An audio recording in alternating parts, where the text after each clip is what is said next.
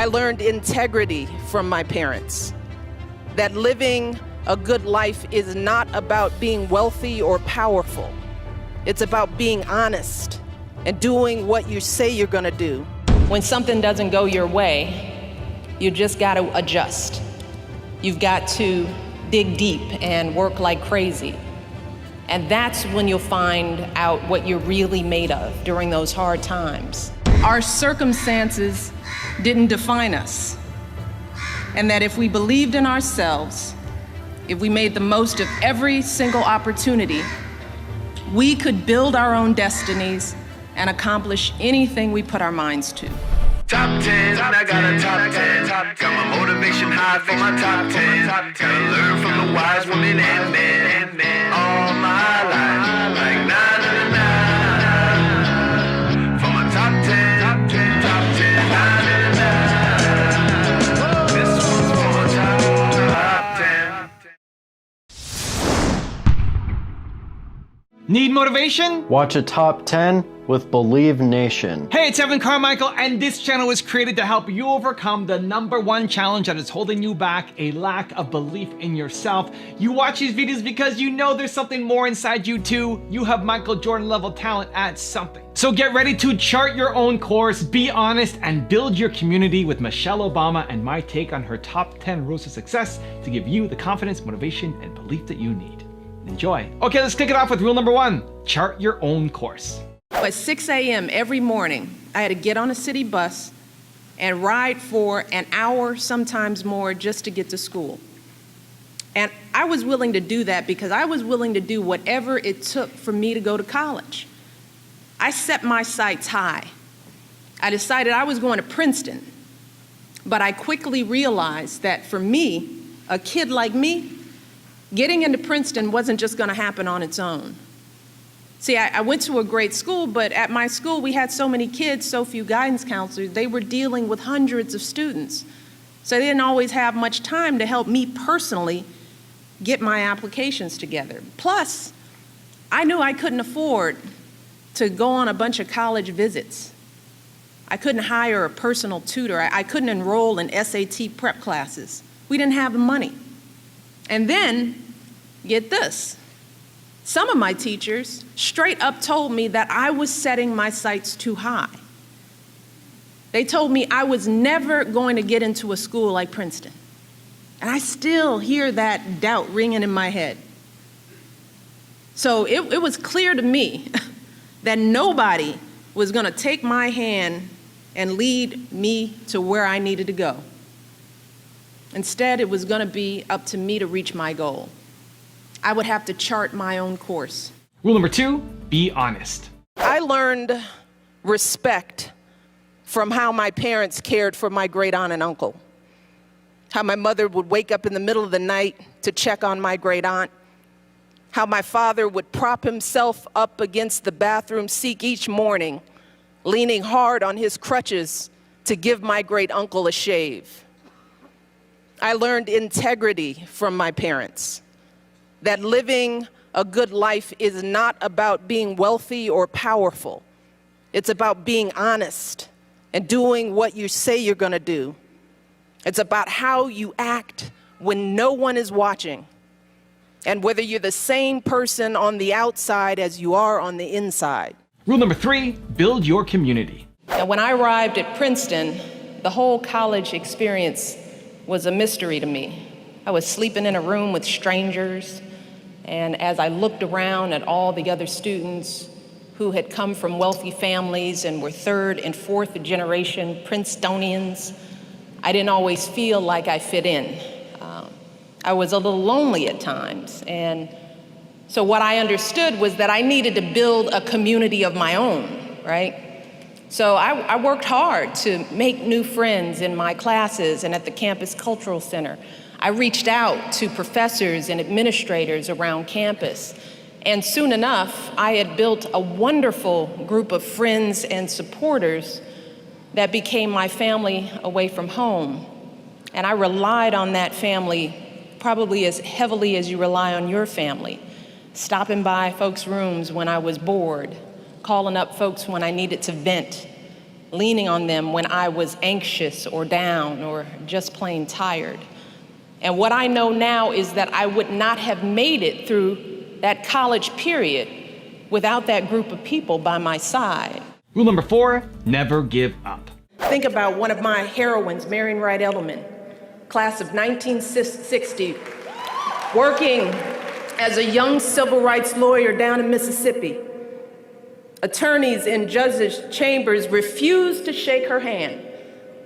The sheriff locked the doors against her when she came to visit her clients in jail. She was always careful to leave the door open when she started her car in the morning. That way, if somebody had planted a car bomb, she'd had a chance of being injured rather than killed. But through it all, she continued to represent her clients. She continued to resist unjust laws with every fiber of her being. And then there's Janet Bragg, class of 1925, who was determined to be a pilot. When she was barred from flying out of segregated airports, she worked with her flying school classmates and instructors to build their own airfield. When she was rejected from the Women Air Force Service pilots because of her race, she enrolled in a civilian training program instead. And when she completed her training, but an instructor unfairly prevented her from receiving her license, she picked up and moved to Chicago, passed the exam, and became the first African-American woman to earn a commercial pilot's license. Of her experiences, she said, there were so many things they said women couldn't do and blacks couldn't do. Every defeat to me was a challenge. For 6 generations, that is what Spelman women have done. They have seen every defeat as a challenge. Now, did they have moments of doubt, anxiety, and fear? Did they have moments of despair when they thought about giving up or giving in? Well, of course they did. We all do. And I am no exception. Also, if you want to have more confidence, check out my 254 series. They're free. The links to join are in the description below. I want you all to stay true to the most real, most sincere, most authentic parts of yourselves. Doubts don't go away. You just learn how to deal with them. First of all, you got to be open to taking some risks and not being afraid to fail. Rule number 5, ask for help. There were times when I felt lonely and overwhelmed during my freshman year. And what I want you to remember is if that happens to you, I want you to keep pushing forward. Just keep pushing forward, and I want you to reach out and ask for help. I know your teachers tell you that all the time, but please understand that no one gets through college or life for that matter alone. No one. I certainly didn't.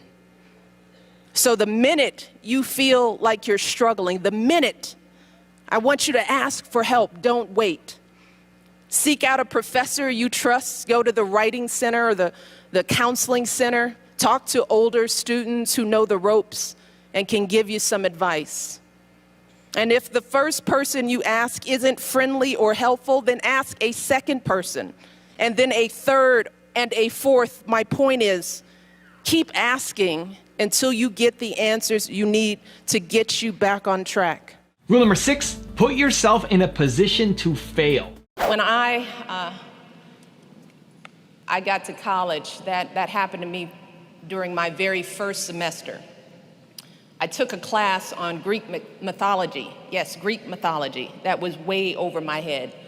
I found myself sitting in a lecture hall full of juniors and seniors. How did I get there? Struggling just to keep up. And by the time I took the midterm exam, all I could muster was a C.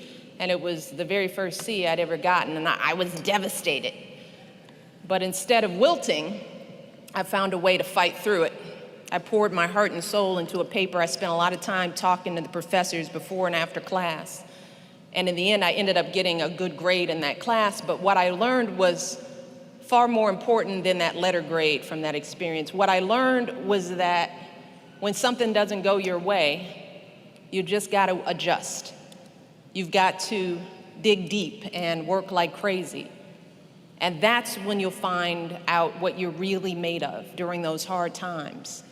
But you can only do that if you're willing to put yourself in a position where you might fail.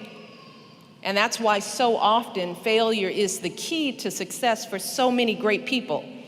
Take Steve Jobs, who was fired from Apple early in his career. And now his iPods and iPads and iPhones have revolutionized the entire world. Oprah was demoted from her first job as a news anchor. Now she doesn't even need a last name. And then there's this guy, Barack Obama, who lost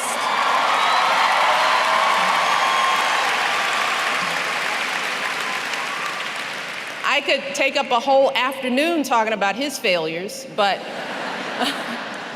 he lost his first race for Congress, and now he gets to call himself my husband.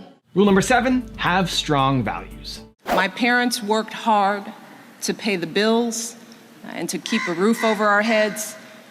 But even though my parents couldn't give us material things, they gave us something much more precious.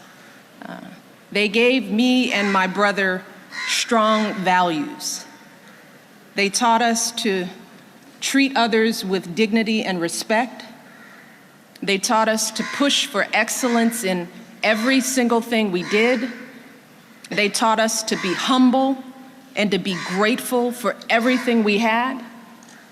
They taught us to put every last bit of effort into our education and to take pride in our work. They taught us that our circumstances didn't define us, and that if we believed in ourselves, if we made the most of every single opportunity, we could build our own destinies and accomplish anything we put our minds to. Rule number 8, find your passion. I didn't find my passion until long after college. Heck, until after law school. I mean, the truth is I still spent way too much of my time at Princeton continuing to chase grades and check boxes and climb higher and higher. I went on to law school, I did the same thing. And by the time I was in my mid-20s, I had everything I was told I should want. Fancy job at a prestigious law firm, a big office, a nice paycheck. But on the inside, something was missing. And so, after a few knocks, I finally asked myself some big questions, simple questions. What did I want out of my life? What makes me happy? What do I care about? Yeah, simple questions that I had never bothered to ask, too busy checking boxes. And soon I realized that what I really wanted was pretty simple. I wanted to give back to the people around me, to the world around me. I wanted to live my life by the principle that to whom much is given, much is expected. So, for me, that led me to quit that fancy job. And since then, I've dedicated my life to giving back. I've worked to train young people for careers in public service. I've started community outreach programs at a college and a hospital. And today, as First Lady, I'm working to honor our nation's military families and help our children grow up healthy. But as I look back, I wish I'd asked myself what I really wanted when I was sitting right where you are. So graduates, my message to all of you today is this: do not waste a minute living someone else's dream. Each of us has unique gifts.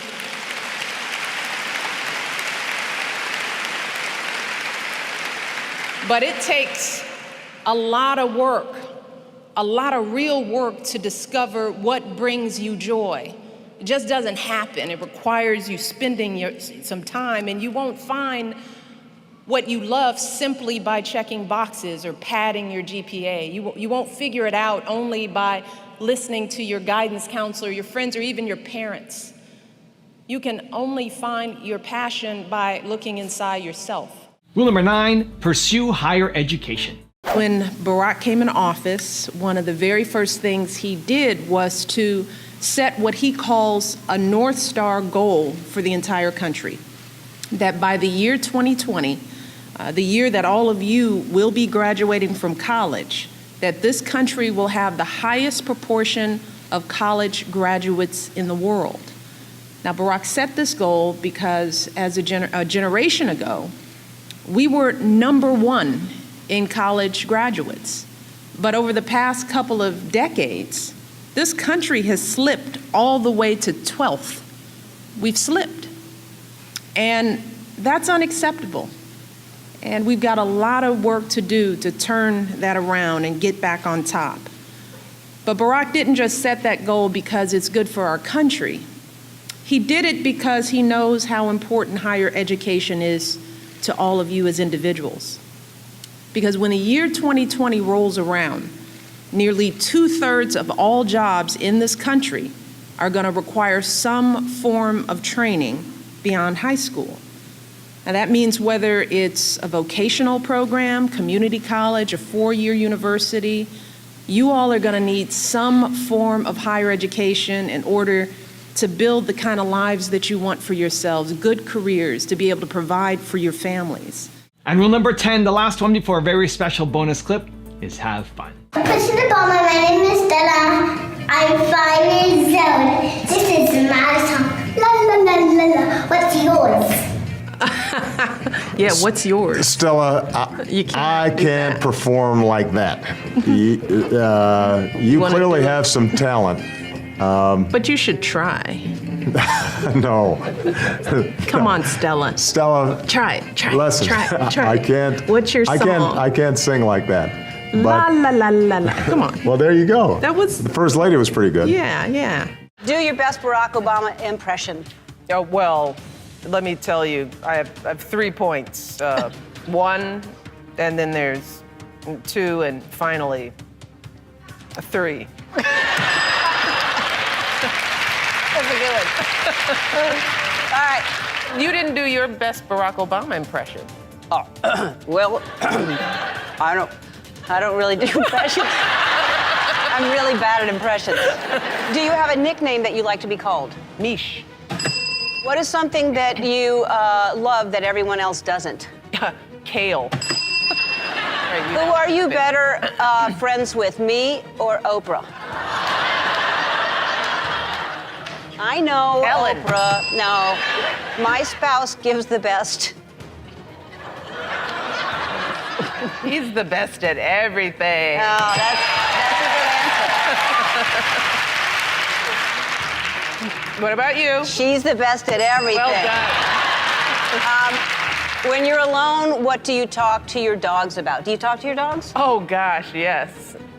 How's your day? What are you doing? What do you have? Did you bring me a bone? What did Dad do? Oh, we have long conversations. Yeah. What do you talk to your dogs about? It's usually, what's that on your butt? Let me come here.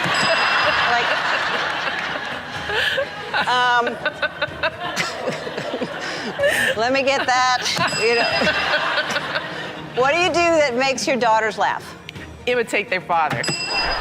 Now I have a special bonus clip from Michelle Obama on how to go big that I think you're gonna enjoy. But before that, it's time for the 3-point landing questions. Let's go from just watching a video to taking action. Here we go. Question number 1. How can you put yourself in a position to fail? Number 2, what will you never give up on? And number 3, how can you better build your community this week? And if you made it this far in a video, I wanna celebrate you. Give me a hashtag believe down in the comments as well. Every day, students like Minbera and Roger and all of you are proving that it is not your circumstance that defines your future. It's your attitude. It's your commitment. You decide how high you set your goals. You decide how hard you're going to work for those goals. You decide how you're going to respond when something doesn't go your way. And here's the thing. Studies show that those kinds of skills like grit, determination, skills like optimism and resilience, those skills can be just as important as your test scores or your grade scores or your grades. And so many of you already have those skills because of everything you've already overcome in your lives. Maybe you've had problems at home and you've had to step up, take on extra responsibilities for your family. Maybe you come from a tough neighborhood and you've been surrounded by things like violence and drugs. Maybe one of your parents has lost a job and you've had to struggle just to make it here today. One of the most important things you all must understand about yourselves is that those experiences are not weaknesses. They're not something to be ashamed of. Experiences like those can make you stronger and more determined. They can teach you all kinds of skills that you could never learn in a classroom. The skills that will lead you to success anywhere in life.